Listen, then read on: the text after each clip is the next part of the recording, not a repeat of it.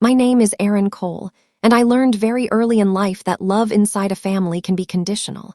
I was never abused, never thrown out, never openly hated, which somehow made it worse. I was tolerated. I was the quiet space between the praise they gave my siblings. Lucas, my older brother, was everything my parents wanted the world to see. Confident, sharp, ambitious, the kind of man whose success felt inevitable. Natalie, my younger sister, carried grace like a birthright, effortlessly admired, endlessly supported. And then there was me, the one who learned to stay silent, to observe, to disappear without anyone asking where I'd gone. When my parents called and said they wanted all of us together in Miami to celebrate Lucas's promotion, I hesitated. Not because I didn't want to go, but because hope had burned me before. Still, a part of me believed time might have softened them, that success had filled whatever emptiness made them treat me like an afterthought. I told myself it was just one dinner, one night. I could survive that. The restaurant was designed to intimidate. Everything gleamed. Everything whispered money. I arrived early because I always do, sitting at the bar pretending not to notice how out of place I felt. When Lucas walked in, his smile froze for half a second before becoming polite. He scanned me like I was a stranger who had wandered into the wrong room and said, "Didn't think you'd actually come." Natalie laughed and hugged me quickly, already distracted. My mother kissed my cheek and reminded me to behave. My father nodded like I was a distant colleague. As the night went on, conversation flowed around me but never to me. Every story circled back to Lucas's brilliance, Natalie's future, my parents' sacrifices. When I spoke, people smiled politely and returned to what mattered. Then Lucas stood up, raised his glass, and made a speech about loyalty and real family. He looked straight at me when he said it. The laughter that followed wasn't loud, but it was rehearsed. When the bill came and landed in front of me like a final insult, something inside me went quiet. I didn't feel anger. I felt clarity. I paid without a word, stood up, wished them well, and walked out. None of them followed. For a long time, I thought that night broke something in me. I was wrong. It sharpened me. You see, I work in compliance auditing. I spend my days finding what others miss, reading between numbers, noticing patterns that don't add up.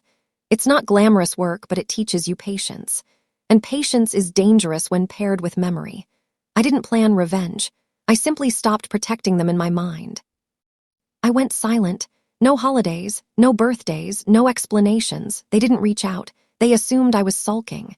During that silence, I started noticing things I had once ignored. Lucas's firm appeared repeatedly in industry chatter. Natalie's nonprofit filings felt rushed. My parents' investments were aggressive, poorly insulated. Nothing illegal, just fragile. I didn't interfere. I waited. Natalie was the first to feel it. A routine audit froze her funding. Donors wanted clarity. Boards asked questions. She panicked. She called me late one night, crying, asking if I knew anyone who could help her fix it quietly. I reminded her how that dinner made me feel invisible. She told me I was overreacting. I wished her luck and hung up. Lucas's fall was slower and more public. One article turned into whispers. Whispers turned into exits. He tried to call me after his temporary leave became permanent. I didn't answer. My parents' real estate empire began leaking money. Taxes, zoning issues, forced sales. They aged 10 years in 12 months. A year after Miami, my mother invited me to dinner. Same restaurant, same table. This time, no laughter, just apologies that sounded rehearsed and eyes that wouldn't meet mine. When the bill came, I paid again. Not because I had to, but because I could. And when I walked out, I understood something they never would. Revenge isn't about humiliation. It's about letting people live inside the truth they created. And I let them live in it every day. After that second dinner, I thought it was over. Not because I had forgiven them, but because I believed distance was enough punishment. I went back to my quiet life, my quiet work, my quiet apartment where no one expected anything from me. For the first time, silence felt peaceful instead of lonely. But families like mine don't understand silence. They only understand control, and control slipping away scares them more than loss.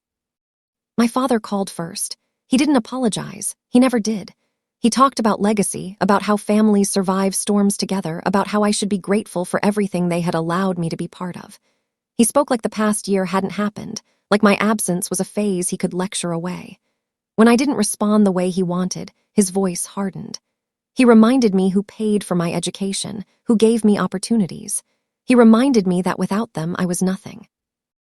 I listened quietly and then said something I had never said before. I told him he was confusing support with ownership. The line went dead. Weeks later, Natalie tried again. She showed up unannounced at my apartment. She looked different, less polished, older somehow. She cried easily now, the way people do when they've run out of options. She told me she had never meant to hurt me, that the dinner was just a joke, that families tease each other. I asked her if she would have laughed if the bill had been pushed toward Luca's instead. She didn't answer. Silence filled the room, thick and uncomfortable. When she left, she hugged me too tightly, like she was afraid I might disappear again. I almost felt sorry for her. Almost. What none of them realized was that their panic had already set something else in motion. The attention around Lucas's firm had attracted regulators, real ones, the kind that don't care about family names or apologies. Natalie's nonprofit became a case study in mismanagement. Not criminal, but damning enough to end her career in that world. My parents' finances unraveled publicly, painfully, in ways neighbors noticed and whispered about. They were no longer impressive. They were cautionary. I didn't celebrate any of it. I didn't need to. Revenge that requires celebration is usually incomplete. Mine was quiet. Mine worked in the background. Friends asked me why I never talked about my family anymore. I told them we'd grown apart. That was easier than explaining that sometimes distance isn't neglect, it's survival. Months passed, then a letter arrived, handwritten, from my mother. She said she didn't sleep well anymore. She said she replayed that night in Miami over and over, wondering where she went wrong. She said she wished she had stood up for me. I read the letter twice. Then I folded it and placed it in a drawer, not because it meant nothing, but because it came too late. Apologies lose value when they arrive only after consequences. The final moment came unexpectedly.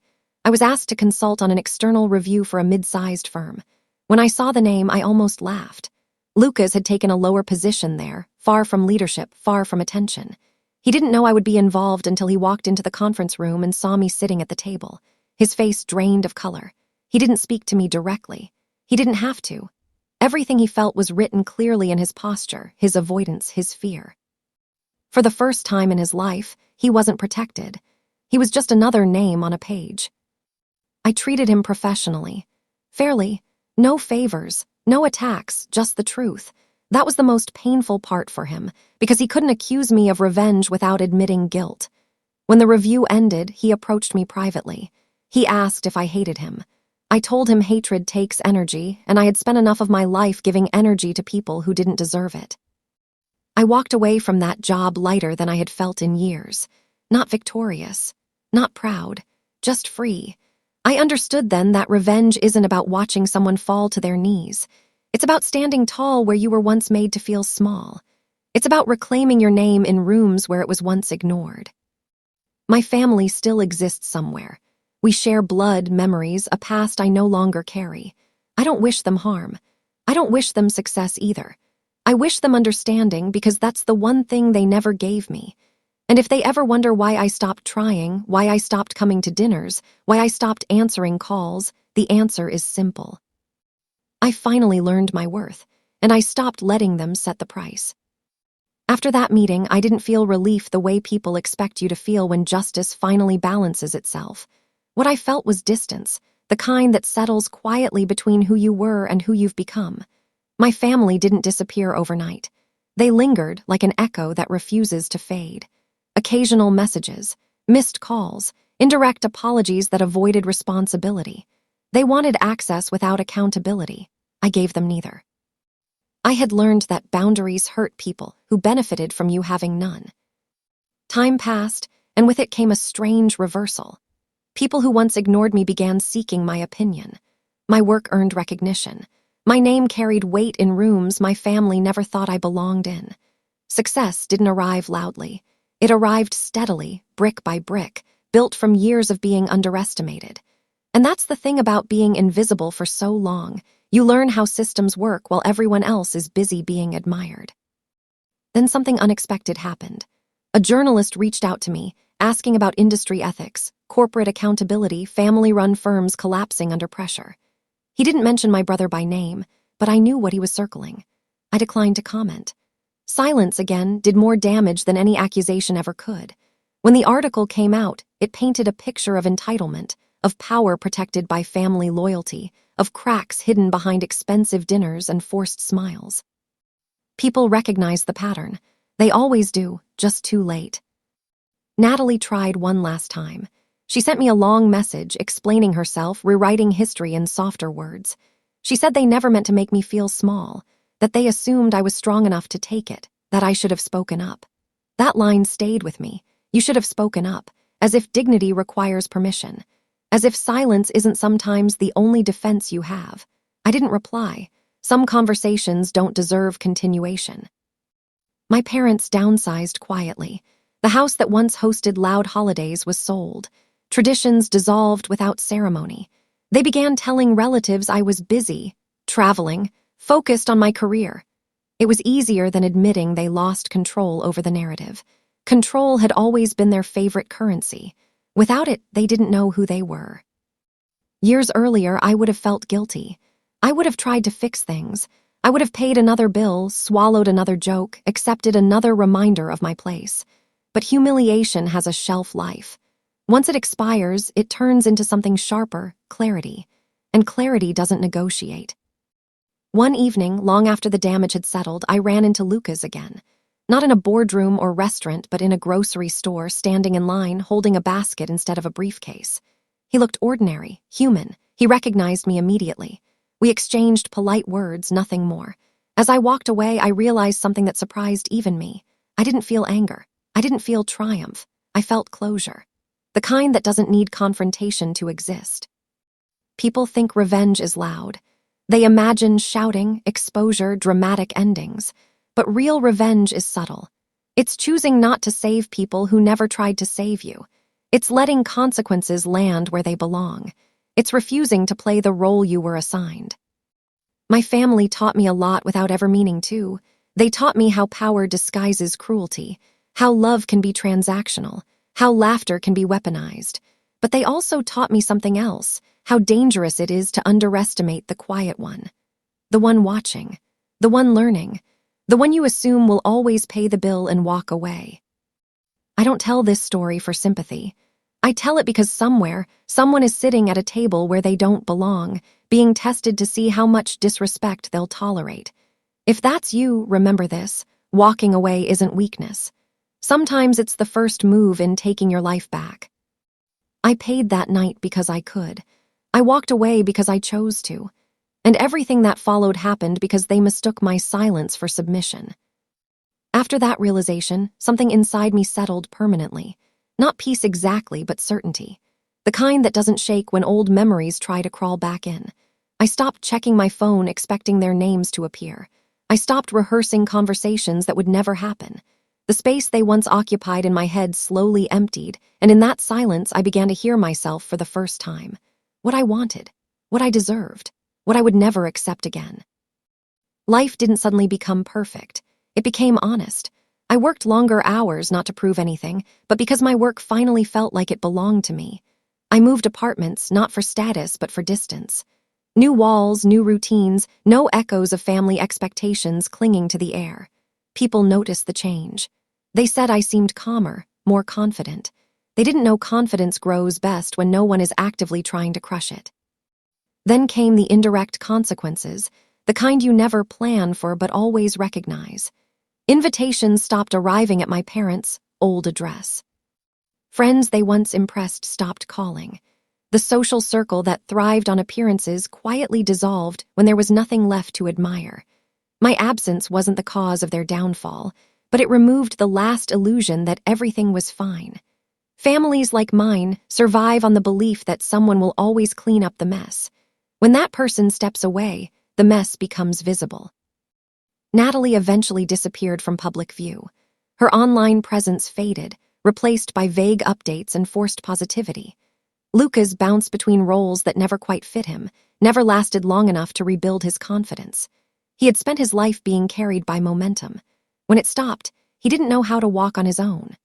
My parents aged into a quieter version of themselves, no longer loud, no longer certain, clinging to the past like it might apologize to them someday. Every now and then I wondered if they talked about me, if they blamed me, if they finally understood. The truth is, it stopped mattering. Closure doesn't come from answers. It comes from no longer needing them. Years later, I found myself back in Miami for work. Different hotel, different purpose. On my last night, I walked past that restaurant without meaning to. Same lights, same polished windows. For a moment, I saw myself standing outside again, card in hand, heart heavy, dignity bruised. Then the moment passed. I kept walking. That place no longer had permission to define me. I realized then that revenge isn't the collapse of others. It's the quiet rebuilding of yourself in places they can't reach. It's success without witnesses who doubt you. It's eating dinner alone and enjoying the silence. It's knowing that if you ever sit at that table again, it will be because you chose to, not because you were invited to be humiliated. My family never apologized the way movies promise they will. There was no dramatic confession, no final hug, no healing speech. Real life doesn't work that way. Sometimes people don't change. Sometimes they just lose access to you, and that loss is the only lesson they'll ever learn. I used to think walking away meant losing. Now I know it was the first win I ever had. I stopped paying emotional bills that were never mine. I stopped accepting jokes that were really insults. I stopped shrinking so others could feel taller. If there's one thing this story taught me, it's this.